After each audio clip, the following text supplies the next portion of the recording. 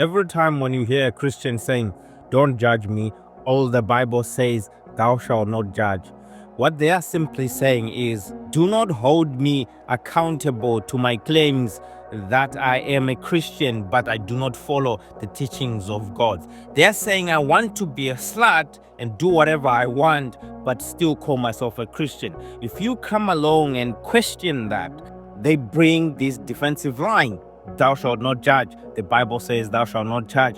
During this time, when Jesus said, thou shalt not judge, judgment was not merely the fact that you are told that what you're doing is wrong.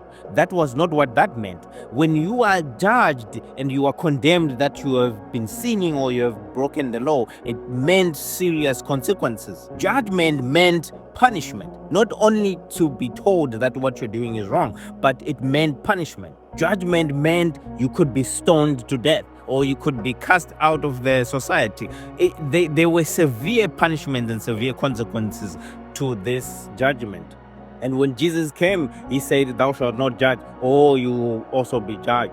Because he knew there was a double standard. He was confronting the hypocrisy by the Pharisees. If you remember the story of a woman who was caught committing adultery and was brought to Jesus, and they wanted to test Jesus and say to Jesus, what shall we do with this woman? And Jesus said, he who has no sin must cast the first stone. And as we know, nobody threw a stone. Why? Because they knew the truth. Jesus had confronted their hypocrisy. What Jesus was trying to do here was to show and confront the hypocrisy of those who were claiming to be custodians of the law and punishing others whilst themselves were not clean.